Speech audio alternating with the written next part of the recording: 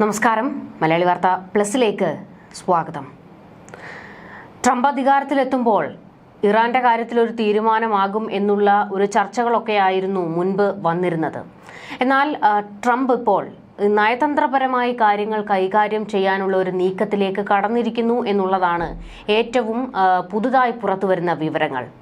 അതിനുവേണ്ടി അതായത് Israel Iran യുദ്ധവുമായി അല്ലെങ്കിൽ അവരുടെ വാക്പോരുമായി ബന്ധപ്പെട്ട് ഏത് നിമിഷവും ഒരു യുദ്ധം ഉണ്ടാകാം എന്നുള്ള ഘട്ടത്തിൽ ഇരു രാജ്യങ്ങളും നിൽക്കുമ്പോൾ, എന്നാൽ ഈ യുദ്ധത്തിലേക്ക് കാര്യങ്ങൾ എത്തിക്കാതെ നയതന്ത്രപരമായി കാര്യങ്ങളെ കൈകാര്യം ചെയ്യാൻ തൻ്റെ ഒരു ദൂതനെ അയച്ചിരിക്കുകയാണ് ഇപ്പോൾ ഡൊണാൾഡ് ട്രംപ് എന്നുള്ളതാണ് ഏറ്റവും പ്രധാനപ്പെട്ട വിവരങ്ങൾ. എന്താണ് ട്രംപ് ഒരു നയതന്ത്രപരമായ കാര്യങ്ങൾ കൈകാര്യം ചെയ്യാൻ ശ്രമിക്കുന്നത്? ഇറാനെ ഭയന്നിട്ടാണോ അതോ? അയ്യോ, ഒരിക്കലും ഇറാനെ ഭയന്നിട്ടല്ല. നമ്മൾ ആദ്യം തന്നെ പറഞ്ഞിരുന്നതാണ്, ട്രംപ് ഒരു യുദ്ധക്കൊതിയനല്ല. ട്രംപ് വന്നാൽ എന്തെങ്കിലും എല്ലാം മാറ്റങ്ങൾ ഉണ്ടാകുമെന്ന് നമുക്ക് ആദ്യം തന്നെ അറിയാമായിരുന്നു. അപ്പോൾ ഒന്നുകിൽ വിചാരിച്ചിരുന്നത്, അല്ലെങ്കിൽ നമ്മൾ പറഞ്ഞിരുന്നത് തന്നെ, ഇസ്രയേലുമായി ഒരു യുദ്ധം ഉണ്ടാവുകയാണെങ്കിൽ ഇറാന്റെ ആണവ നിലയങ്ങൾ ഉൾപ്പെടെ ഉള്ള കാര്യങ്ങളെല്ലാം ഇത്തിരി പരുങ്ങലിലാകും എന്ന് നമ്മൾ ആദ്യം തന്നെ പറഞ്ഞിരുന്നതാണ്. പക്ഷേ ഇപ്പോൾ മാക്സിമം അത്ര ഇതിലേക്ക് എത്തിക്കാതിരിക്കാൻ വേണ്ടിയാണ് ശ്രമിക്കുന്നത്. അത്ര നീക്കങ്ങൾ ഇല്ലാതിരിക്കാൻ വേണ്ടിയാണ് ട്രംപ് ഇടപെടുന്നത്. അപ്പോൾ നയതന്ത്രപരമായ രീതിയിൽ എങ്ങനെയെല്ലാം കാര്യങ്ങൾ ഒതുക്കി തീർക്കാം എന്നുള്ളൊരു ചിന്തയിലാണ് നമ്മൾ ഇപ്പോൾ പോകുന്നത്. അതുകൊണ്ട് തന്നെ നമുക്ക് ഒരു കാര്യം അറിയാം, ഇറാൻ എന്തായാലും ഇപ്പോൾ കുറച്ചൊന്ന് പതുങ്ങിയിരിക്കുകയാണ്. ഇപ്പോൾ എന്ത് തന്നെ പറയില്ല, കാരണം ഇറാൻ ഇതിൻ്റെ ഇടയ്ക്ക് ഒന്ന് പറഞ്ഞിരുന്നു, ഖമനേയി പറഞ്ഞിരുന്നു എന്ന് പറയുന്നു, ബാലിസ്റ്റിക് മിസൈലുകൾ എടുക്കുമെന്ന് പറഞ്ഞിരുന്നു. പക്ഷേ അതിന് തക്ക മറുപടി ഇസ്രയേൽ കൊടുത്തിട്ടുണ്ട്. അല്ലാതെ ഖമനേയി ജീവിച്ചിരിപ്പുണ്ടോ അതോ വീട്ടുതടങ്കലിലാണോ എന്നുള്ള കാര്യത്തിനെ കുറിച്ച് പോലും നമുക്ക് ആർക്കും തന്നെ ഇപ്പോൾ ഒരു വലിയ വ്യക്തതയൊന്നും ഇല്ല. അപ്പോൾ ഈ സമയത്ത് ഏറ്റവും പ്രധാനപ്പെട്ട ഒരു വാർത്ത എന്ന് പറയുന്നത്, എലോൺ മസ്ക് ഇറാന്റെ UN അംബാസഡറുമായി ചർച്ച നടത്തി. അത് പക്ഷേ ഒരു രഹസ്യ ചർച്ചയായിരുന്നു. എവിടെ വെച്ചാണ് ചർച്ച നടത്തിയത് എന്നൊന്നും തന്നെ മാധ്യമങ്ങൾ പുറത്തുവിട്ടിട്ടില്ല. പക്ഷെ 1 മണിക്കൂർ ചർച്ചയുണ്ടായിരുന്നു എന്നാണ് പറയുന്നത്. അപ്പോൾ ഇതിൽ നിന്ന് എന്തായിരുന്നു ഈ ചർച്ചയുടെ ഉദ്ദേശമെന്ന് പറയുന്നുണ്ട്. എങ്ങനെ നയതന്ത്രപരമായി യുദ്ധം അവസാനിപ്പിക്കാം, യുദ്ധത്തിലേക്ക് ഇനി നീങ്ങാതെ എങ്ങനെ കാര്യങ്ങൾ മുന്നോട്ട് കൊണ്ടുപോകാം എന്നുള്ളതിനെ കുറിച്ചാണ് ചർച്ച നടന്നത് എന്നാണ് പ്രധാനമായിട്ടും പറയുന്നത്. ചർച്ച എന്തായാലും പക്ഷേ 1 മണിക്കൂർ നീണ്ടു നിന്നിരുന്നു. ശതകോടീശ്വരനാണ് മസ്ക്. അംബാസിഡർ അമീർ സെയ്ദ് ഇറവാനിയുമായിട്ടാണ് കൂടിക്കാഴ്ച നടത്തിയത്. ഈ അമീർ സെയ്ദ് ഇറവാനിയുമായിട്ടുള്ള കൂടിക്കാഴ്ച വളരെ പോസിറ്റീവ് ആയിരുന്നു എന്നാണ് ഇറാനിയൻ വൃത്തങ്ങളെ ഉദ്ധരിച്ച് ന്യൂയോർക്ക് ടൈംസ് എല്ലാം റിപ്പോർട്ട് ചെയ്തിട്ടുള്ളത്. അതുപോലെ തന്നെ ട്രംപും മസ്കും തമ്മിലുള്ള ബന്ധത്തിൻ്റെയും സർക്കാരിലുള്ള മസ്കിൻ്റെ സ്വാധീനത്തിൻ്റെയും സൂചനയാണ് ഈ കൂടിക്കാഴ്ച. അപ്പോൾ ട്രംപ് മസ്കിനെയും ഇലോൺ മസ്കിനെ നിയമിച്ചത് തന്നെ ഒരു എങ്ങനെ ചെലവ് കുറച്ച് അതുപോലെ അമിത ചെലവ് ഇല്ലാതെയാക്കുന്നതിന് വേണ്ടിയിട്ടും മറ്റുമുള്ള ഒരു ഡോജ് എന്നുള്ള ഒരു സംഘടനയുടെ, ഡോജ് എന്നുള്ള ഒരു സംവിധാനത്തിൻ്റെ ഹെഡായിട്ടാണ് ഇദ്ദേഹത്തിനെ, ഇലോൺ മസ്കിനെ നിയമിച്ചിട്ടുള്ളത്. അപ്പോൾ ആ ഇലോൺ മസ്ക് മുഖാന്തരമാണ് ഇപ്പോൾ ചർച്ചകളായിട്ട് മുന്നോട്ട് കൊണ്ടുപോകുന്നത്. അപ്പോൾ അതെന്തായാലും തീർച്ചയായും ഈ ചർച്ചകൾ ഇറാൻ ഇപ്പോൾ ഒന്ന് പതുങ്ങിയിരിക്കുകയാണ്. ഇറാൻ്റെ അല്ലെങ്കിൽ ഖമനേയി ജീവിച്ചിരിപ്പുണ്ടെങ്കിൽ അല്ലെങ്കിൽ ഖമനേയി പ്രതികരിക്കാൻ തക്ക അവസ്ഥയിലാണെങ്കിൽ തീർച്ചയായും ഖമനേയിയുടെ സമ്മതത്തോടു കൂടി തന്നെ ആയിരിക്കുമല്ലോ ഈ ചർച്ച നടന്നിട്ടുണ്ടായിരിക്കുക. അപ്പോൾ ഇറാൻ അതിന് സന്നദ്ധനാണ് എന്നാണ് അതിൻ്റെ അർത്ഥം വരുന്നത്. ഇനിയൊരു വെടിനിർത്തൽ ചർച്ചയ്ക്ക് അല്ലെങ്കിൽ ഇനി യുദ്ധം അവസാനിപ്പിക്കാനുള്ള ചർച്ചകൾക്ക് ഉള്ള ഒരു സമ്മതമാണ് ഇറാൻ കൊടുക്കുന്നത്. കാരണം ട്രംപ് അങ്ങേപ്പുറത്തുള്ളപ്പോൾ ഇസ്രയേലിനെ അടിക്കുന്നത് അത്ര എളുപ്പമല്ല എന്നുള്ളൊരു തിരിച്ചറിവ് തീർച്ചയായിട്ടും ഇറാന് വന്നിട്ടുണ്ട്. അല്ല, എനിക്ക് ഇപ്പോഴും ചോദിക്കാനുള്ളത്, പക്ഷേ കഴിഞ്ഞ ദിവസം നമ്മൾ ചർച്ച നടത്തിയപ്പോൾ ഇസ്രയേൽ വലിയ രീതിയിലൊരു വെല്ലുവിളിയാണ് ഇറാന് നേരെ നടത്തിയത്. ഇനി ഒരു ആക്രമണം നടത്തിയാൽ ഇറാനെ കത്തിക്കും എന്നുള്ള തരത്തിലേക്കാണ് ബെഞ്ചമിൻ നെതന്യാഹു തന്റെ പ്രഖ്യാപനം നടത്തിയത്. എന്നാൽ തൊട്ടു പിന്നാലെ ഇപ്പോൾ ഒരു നയതന്ത്ര ചർച്ചയിലേക്ക്, രമ്യമായി കാര്യങ്ങൾ പരിഹരിക്കുന്ന ഒരു നടപടിയിലേക്ക് ട്രംപ് കടക്കുന്നു. ഇതിനെ നെതന്യാഹു സ്വാഗതം ചെയ്യുമോ? നെതന്യാഹു ഇത് അനുസരിക്കാൻ തയ്യാറാകും? നെതന്യാഹു പറഞ്ഞത്, ഇറാൻ ഇനി ഞങ്ങളെ തൊട്ടാൽ കത്തിക്കും എന്നാണ് പറഞ്ഞിട്ടുള്ളത്. അങ്ങോട്ട് പോയിട്ട് പൊതുവെ തന്നെ ഇസ്രയേൽ പൊതുവെ ഈ ഒരു യുദ്ധ കാലയളവിൽ മൊത്തം നോക്കിയാലും അറിയാം, ഇസ്രയേൽ അങ്ങോട്ട് ചെന്ന് ആക്രമിച്ചിട്ടില്ല. ആദ്യം ഹമാസാണ് ഇസ്രയേലിനെ ആക്രമിച്ചത്, അത് കഴിഞ്ഞ് ഹിസ്ബുള്ളയാണ് ആക്രമിച്ചത്, അത് കഴിഞ്ഞ് ഇറാൻ തന്നെയാണ് ആദ്യം രംഗത്തേക്ക് വന്നത്. ഈ അടിച്ചവരെല്ലാം തിരിച്ചടിച്ച് ഒതുക്കിയിട്ടേ ഉള്ളൂ ഇസ്രയേൽ ഇതുവരെയും. ഇപ്പം അവസാനത്തെ ഇസ്രയേലിൻ്റെ ആക്രമണവും അത് തന്നെയായിരുന്നു. ഇറാന്റെ 189ഓളം ബാലിസ്റ്റിക് മിസൈലുകൾ അയച്ചിട്ടുള്ള ആ യുദ്ധത്തിന് ഒരു പ്രതികരണം എന്ന രീതിയിലാണ് ഇസ്രയേൽ തിരിച്ച് ഇറാനെ ആക്രമിച്ചത്. അപ്പോൾ അങ്ങനെ ഒരു ഇസ്രയേലിലെ നെതന്യാഹു പ്രതികരിക്കാതിരിക്കുമോ എന്ന് ചോദിക്കേണ്ട കാര്യമില്ല. കാരണം നെതന്യാഹുവിനും ആവശ്യം യുദ്ധം ഇറാനുമായി യുദ്ധം ചെയ്യണമെന്ന് നെതന്യാഹു പറഞ്ഞിട്ടില്ല. നെതന്യാഹുവിൻ്റെ ആവശ്യം രണ്ടേ ഉള്ളൂ ഏത് കാലത്തും. ഒന്ന്, ഹമാസ് ഹിസ്ബുള്ള തീവ്രവാദം അവസാനിപ്പിക്കുക. 2, ബന്ദികളെ തിരിച്ചു കിട്ടുക. അപ്പോൾ തീർച്ചയായും അമേരിക്ക ട്രംപ് ഇടപെട്ടിട്ടുണ്ടാകുന്ന ആ ചർച്ചയിൽ തീർച്ചയായും ഉരുത്തിരിഞ്ഞു വരുന്ന സൊല്യൂഷൻ എന്ന് പറയുന്നത് തീർച്ചയായും ബന്ദിമോചനമായിരിക്കുമല്ലോ. ഇതിന്റെ കൂട്ടത്തിൽ തന്നെ നമുക്ക് പറയാവുന്ന മറ്റൊരു കാര്യമാണ്, അതായത് മസ്ക് ജൂതനാണ്. അപ്പോൾ ഇസ്രയേലിനെ സംബന്ധിച്ചിടത്തോളം ഏറ്റവും വലിയ പ്രഹരമാണ് ഹമാസിൽ നിന്ന് ഇസ്രയേലിനുണ്ടായത്. ഇസ്രയേലിന്റെ നിരവധി ജൂതരാണ് കൊല്ലപ്പെട്ടിട്ടുള്ളത്, അവരെ ബന്ദികളാക്കി വെച്ചിരിക്കുന്നു. അപ്പോൾ ഈ മസ്കും ട്രംപിന്റെ കൂട്ടത്തിൽ ചേർന്നിട്ട് ജൂതർക്ക് ആവശ്യം, അതായത് ഇസ്രയേലിന് അല്ലെങ്കിൽ ബെഞ്ചമിൻ നെതന്യാഹുവിന് ആവശ്യം തങ്ങൾക്ക് വലിയ തിരിച്ചടി ഉണ്ടാക്കിയ ഹമാസിനെ പൂർണ്ണമായും ഇല്ലാതാക്കുക എന്നുള്ളതാണ്. പൂർണ്ണമായും ഇല്ലാതാക്കാൻ ഇതുവരെ കഴിഞ്ഞിട്ടില്ല. അപ്പോൾ ഇലോൺ മസ്ക് തങ്ങളുടെ സഹോദരരാണ് ഇസ്രയേലിലുള്ളത്, അവരുടെ മരണത്തിന് അല്ലെങ്കിൽ ഉത്തരവാദികളായവർക്ക് നേരെ ഒരു നയതന്ത്രപരമായി മുന്നോട്ട് പോകാൻ മസ്കും സമ്മതിച്ചു എന്നാണോ? എലോൺ മസ്ക് സമ്മതിക്കുന്നതെന്ന് വെച്ച് കഴിഞ്ഞാൽ ഇറാനുമായിട്ടുള്ള ഈ രഹസ്യ ചർച്ച നടന്നതിൽ തീർച്ചയായും ഒന്ന് മാത്രമേ പറഞ്ഞിട്ടുള്ളൂ, ഹമാസ് ഹിസ്ബുള്ള തീവ്രവാദ സംഘത്തിന് ഇനി ഒരു തരത്തിലുള്ള സഹായവും ചെയ്തു കൊടുക്കരുത് എന്നായിരിക്കണം തീർച്ചയായും. അതാണല്ലോ ഇവർ വെക്കാൻ സാധ്യതയുള്ള ഒരേ ഒരു ഉപാധി അത് മാത്രമാണ്. ഇപ്പോൾ ഇറാൻ രംഗത്തേക്ക് വന്നതുകൊണ്ടും ഇറാന്റെ സഹായമുള്ളതുകൊണ്ടുമാണ് ഹമാസ് ഹിസ്ബുള്ള പ്രശ്നം ഇവിടെ ഹമാസ് ഹിസ്ബുള്ള ഹൂതികളായിട്ടുള്ള പ്രശ്നങ്ങളെല്ലാം തുടങ്ങുന്നത് ഇറാന്റെ സഹായത്തോടു കൂടിയാണ്. ഇപ്പൊ പക്ഷേ ഇറാൻ തന്നെ പറഞ്ഞിട്ടുണ്ട് ട്രംപിന് മാത്രമേ ഇനി സമാധാനം കൊണ്ടുവരാൻ കഴിയൂ എന്ന് അറബ് ഉച്ചകോടിയിൽ ഇറാനിയൻ ഫോറിൻ മിനിസ്റ്ററാണ് പറഞ്ഞിട്ടുള്ളത്. അപ്പോൾ ട്രംപിന് സമാധാനം കൊണ്ടുവരാൻ കഴിയൂ എന്ന് ഇറാനിയൻ ഫോറിൻ മിനിസ്റ്റർ പറയണമെന്നുണ്ടെങ്കിൽ ഇറാൻ അത് ആഗ്രഹിക്കുന്നു എന്ന് തന്നെയാണ് പറയുന്നത്. ഇറാനിയൻ സോവർണിറ്റിയിലേക്ക് ഇസ്രയേൽ കടന്നു വരാതിരിക്കാൻ ട്രംപ് സഹായിക്കണം എന്നാണ് പറഞ്ഞിട്ടുള്ളത്. ഇറാന്റെ സ്വയം ഭരണാധികാരത്തിലേക്ക്, ഇറാന്റെ സോവർണിറ്റിയിലേക്ക് ഇസ്രയേൽ ഇനി കടന്നു വരാതിരിക്കാൻ ട്രംപ് സഹായിക്കണം. അങ്ങനെ ട്രംപ് സഹായിക്കാൻ തോന്നേയുള്ളൂ, ഇറാൻ ഇനി തീവ്രവാദികൾക്ക് ഫണ്ടിങ് കൊടുക്കാതിരുന്നാൽ മതി.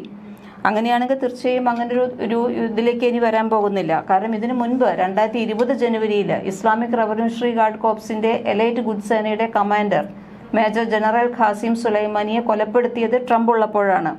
അപ്പോൾ ട്രംപിനെ ശരിക്കും പേടിയാണ് ഇറാന്.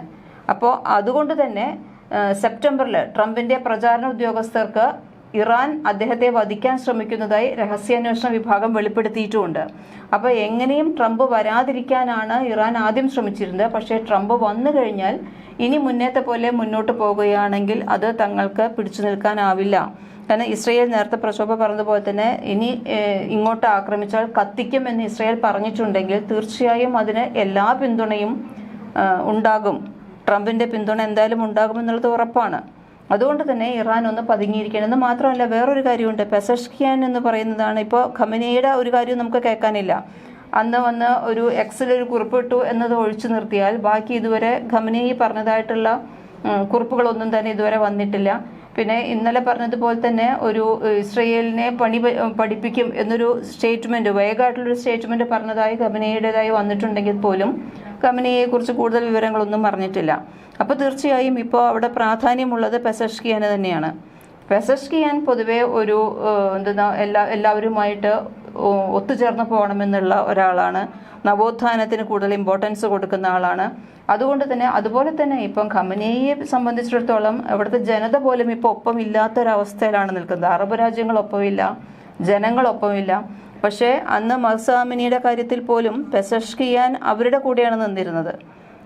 മഹ്സ അമിനിയുടെ കൊലപ്പെടുത്തലിനെതിരായിട്ടുള്ള ജാഥകളിലും പ്രതികരണങ്ങളിലെല്ലാം തന്നെ മുൻപന്തിയിൽ നിന്നിട്ടുള്ള ആളാണ് പെസഷ്കിയാൻ.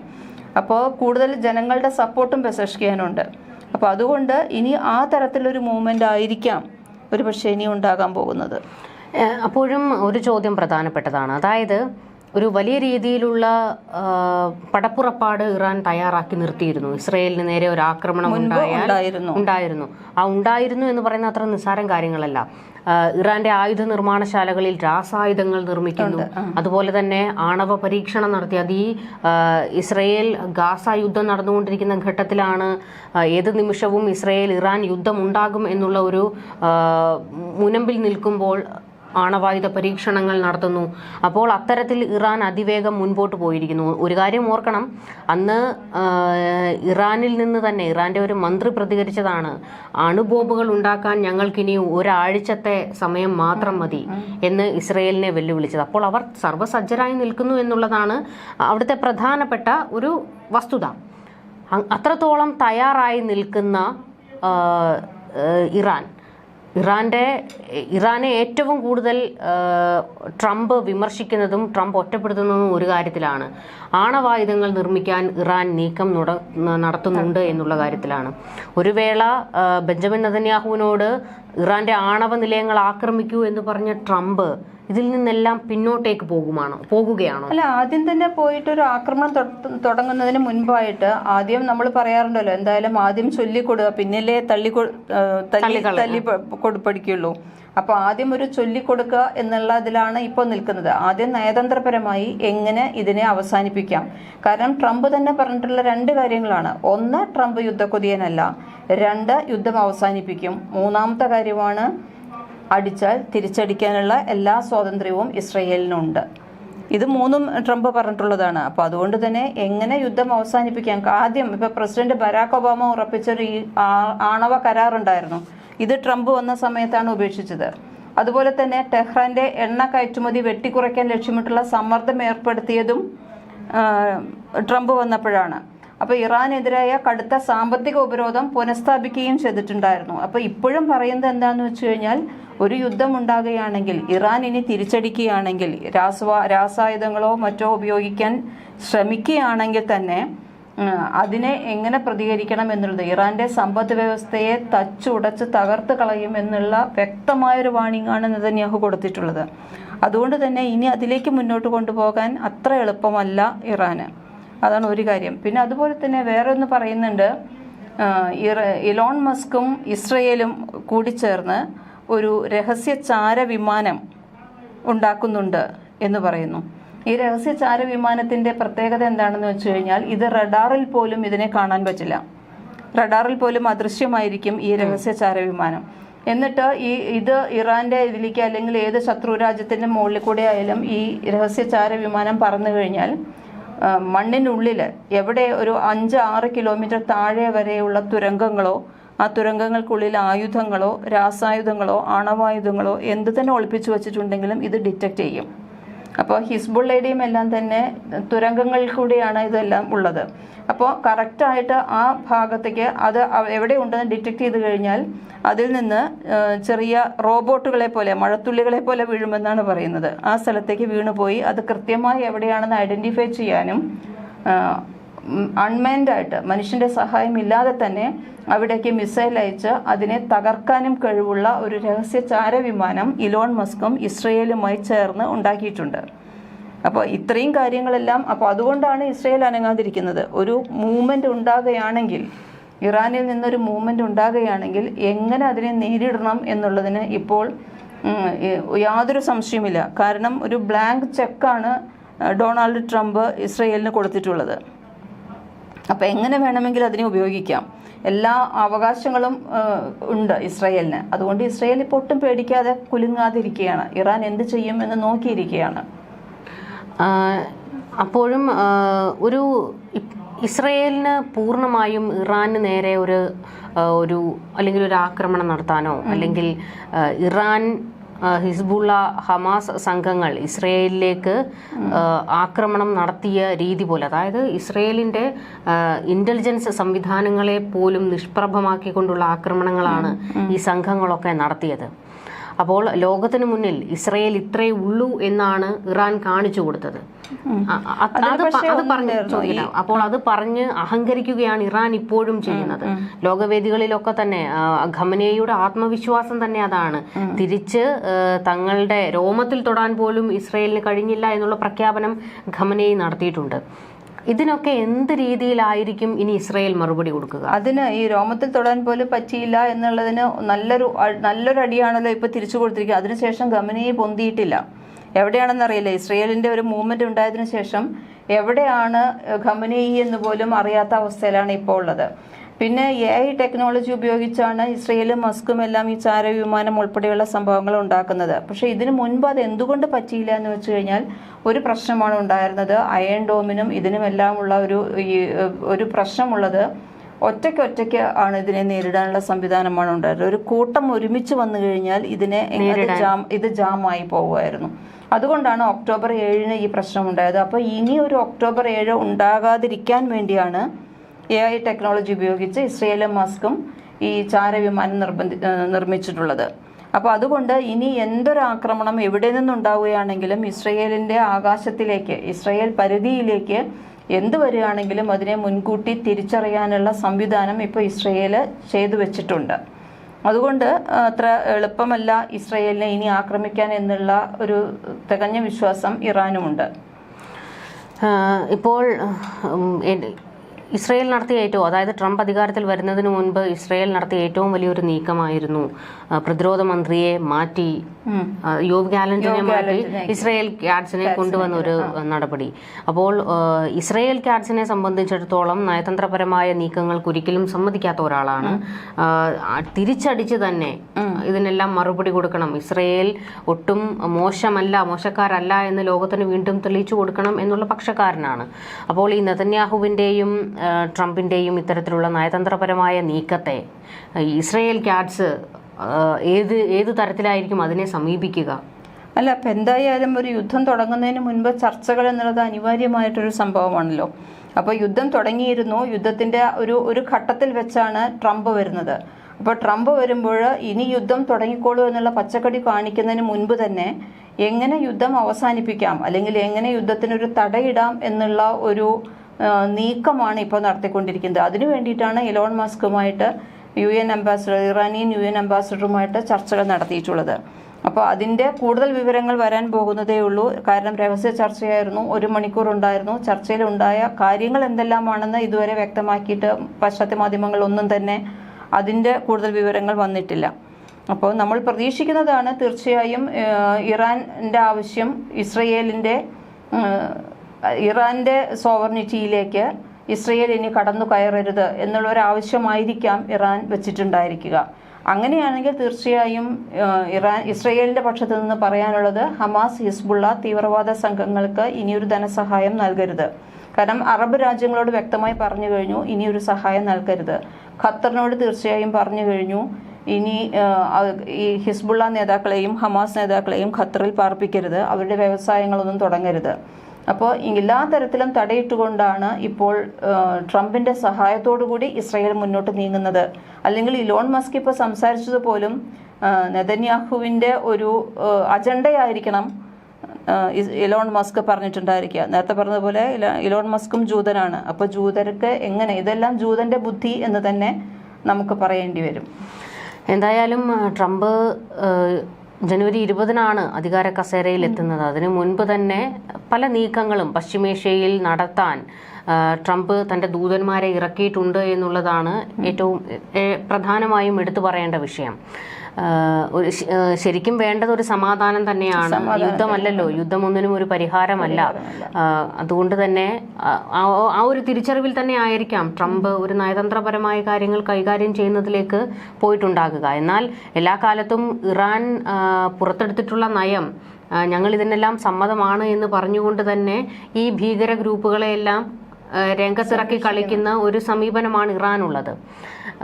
എന്തായാലും ഇറാന്റെ ഇലോൺ മസ്കുമായി ബന്ധപ്പെട്ട് നടന്ന ചർച്ച എന്താണ് എന്നുള്ളതിന്റെ കൂടുതൽ വിവരങ്ങൾ പുറത്തു വന്നാലേ ഈ രാജ്യങ്ങളുടെയൊക്കെ നിലപാട് എന്താണ് എന്നുള്ളത് നമുക്ക് വ്യക്തമായി പറയാൻ കഴിയുകയുള്ളൂ. എന്തായാലും അതിന്റെ വിവരങ്ങൾ പുറത്തേക്ക് വരും എന്ന് തന്നെയാണ് നമ്മളും പ്രതീക്ഷിക്കുന്നത്. നമുക്ക് കൂടുതൽ ചർച്ചകളുമായി വീണ്ടും കാണാം. നമസ്കാരം.